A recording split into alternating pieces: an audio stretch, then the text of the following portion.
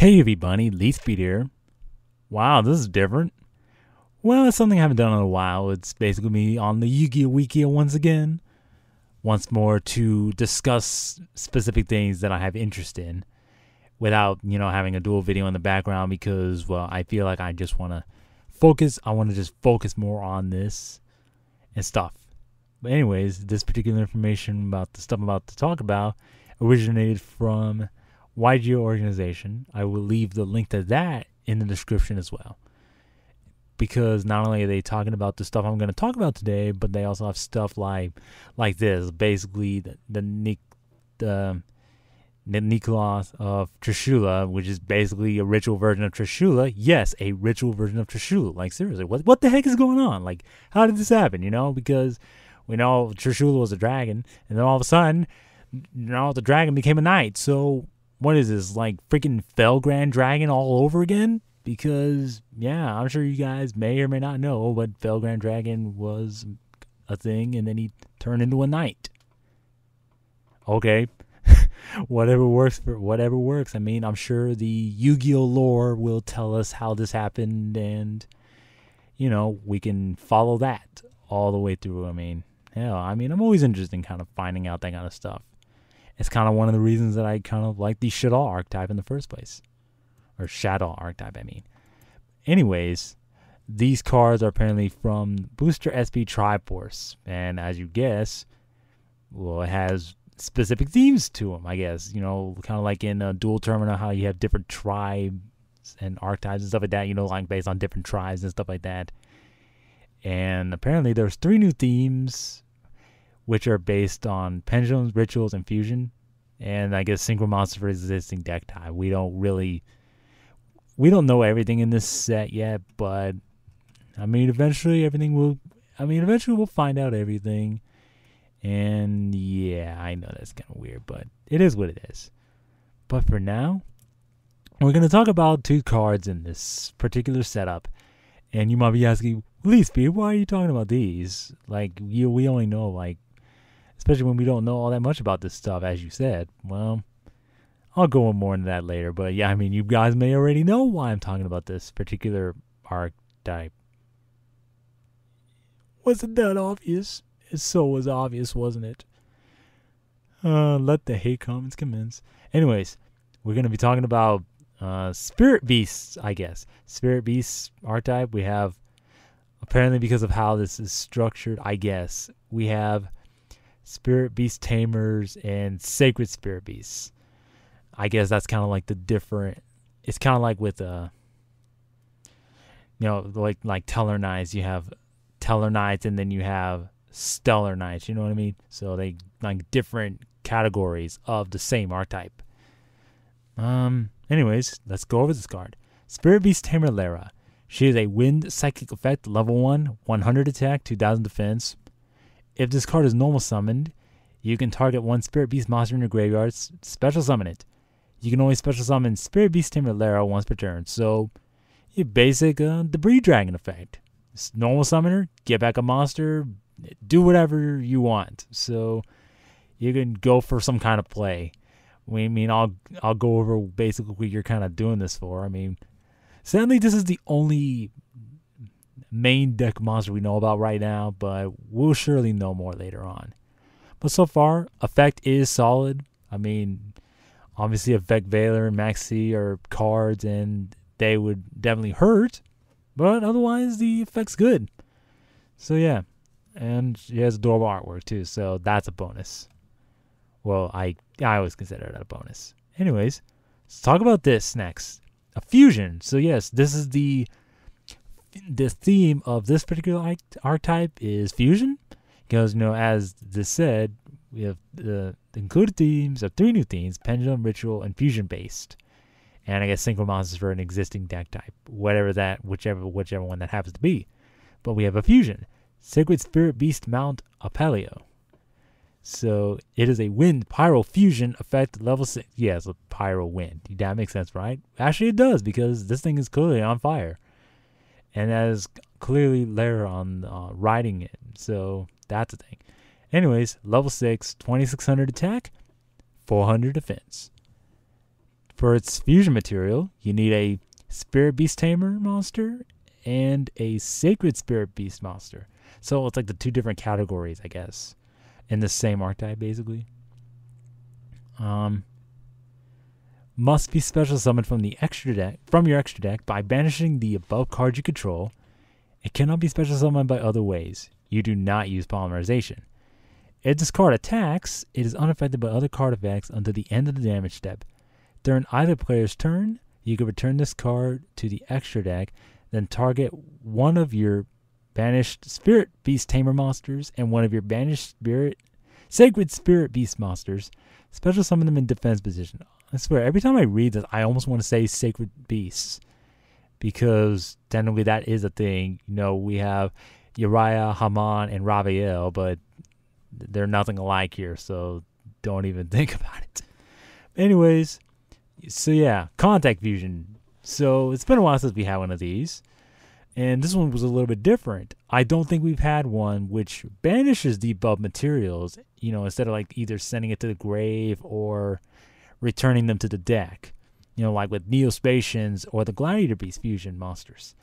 Usually those like bounce the monsters to the deck, and in the case of a card like Chimeritic Fortress Dragon, it sends the material to the graveyard. So yeah, this is a little bit different from those two, because you banish them and it's like, well, that's not good. Well, it wouldn't, yeah, I would agree if this wasn't here. The one where during either's turn, you could bounce it and then bring back your Spirit Beast Tamer and Sacred Spirit Beast monsters. It's basically the material you banished to summon this, you could bring them back in defense position. Now, this didn't make sense at first. Like when I read this the first time, you can only special summon the Spirit Beast Tamer Lara once per turn. Now, I was like, you sure you didn't mean you can only activate the effect once per turn? I mean, I was thinking, oh, maybe it's like rough translation or something like that. But now that, I'm like, after a little bit of thinking and having read the card again, I was just like, oh, I see why this is here. Very smart move, because it would have been one of the most annoying things to have to deal with. And I'll kind of go over why. And if it's not obvious already, you return to the extra deck, and then you can target a Spirit Beast Tamer monster, right? So you summon this and this. You could summon this, and then, well, if it's on your turn, you could just banish him and summon this again. And basically, if that restriction was not present, you could just keep doing this every time. You could just keep doing this. You can just go, oh, summon this thing, bounce it to the deck, summon Lara and whatever Spirit Beast monster you have that banished, and then just do it all over again. It'd be stupid, and plus it'd be annoying to play around because, your opponent's going like bottomless, compulse. You just keep chaining this effect. Well, actually, I would assume you'd use compulse on one of the Spirit Beast monsters and not the fusion. But if you're, using cards like bottomless or space time travel, is like, well, nope, I'm just gonna get dodge out of the way, bring back the material, and then just summon him again. That'd be annoying as hell. So I'm actually glad that this particular restriction's here. Now I'm going to assume it's going to be true for all these Spirit Beast Tamers. I guess I'm going to assume that this particular restriction is going to be on all of them, just so that we don't run into situations where, oh, we're just going to keep dodging everything and then summoning the monster on our turn. Now, obviously, if it's on the opponent's turn, you can't keep fusion summoning them on the opponent's turn, which, you can't do that, obviously. But on your turn, it'd be like, oh, return, summon, and then banish, summon, pounce, return the two. You get the idea, right? It'd be annoying. But thank goodness. But yeah, the other effect's actually pretty good too. If it attacks, it's unaffected by other card effects. So it's in a similar vein to Star Eater. So, yeah, so far, I only know, these are the only two that we know of, unfortunately. But obviously, once we know more about them, I will do more videos talking about them, because I guess so far, this is the tribe that I'm very interested in, and it's very similar in artwork and theme to another particular archetype. Yeah, it was that obvious, wasn't it? It was pretty obvious, and I probably should start playing that other archetype more often. But it's actually quite annoying because format is just like, oh my god. It's like, you know what? You're like, who attacks shit? But anyways, I'll have to be working on that. So that's the thing. Anyways, let me know what you guys think about this. And again, like, this is definitely something I'm going to look into. I don't know if it's going to be like good, but it'll be fun at the very least. It looks fun already, just from the 2 cards we know of. And again, I will link YU organization because, well, this is where the info came from. And plus, they talk about some of the other cards in that pack. So if you want to look more into that, you can definitely do that. I mean, I just happen to go to the Wikia because, well, sometimes I go to the damn Wikia and I find new cards there. And sometimes I'm just like, oh, I should probably maybe do a video. I'm not sure. But here we are. Just doing a random video about 2 freaking cards or an archetype that we know very little about. It's going to be one crazy adventure, isn't it? It probably would be. I mean, yeah, like I said, it just has this dual terminal hidden arsenal feel to it. You know, as far as like the archetype and theme goes, it just has that same feel. And heck, I almost have a feeling that Shadow will have some kind of tie-in with this as well. I mainly say that because with the El Shaddai monsters, so far we've had El Shaddai fusions for every attribute, except for water and wind. And this particular theme is wind. And then this neckcloth, I guess, neckcloth archetype is water themed. So, yeah, I mean, there's obviously, there might be a tie in there somewhere. I mean, I wonder if, like, the Shadow will have any kind of tie-in with these 2 particular archetypes because, well, this is water and this is wind. Because obviously we're going to get a wind and water El Shaddai probably. I mean, I've heard it's going to happen. And heck, even from some weird outside source, which I guess I can link that as well, is that the last 2 El Shaddai fusions will be very relevant. Now, how relevant? I'm just going to assume that they're going to be the tits. Yeah, I said that. I can't believe I said that. But yeah, they're basically the tits. They're going to be the nuts. Yeah, I mean, that's scary. So there could be some tie-in, and we'll just have to see where the whole lore comes into play.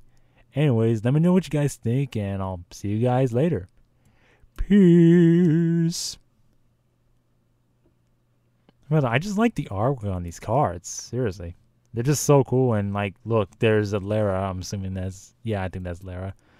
Pretty much just all fired up and ready to go.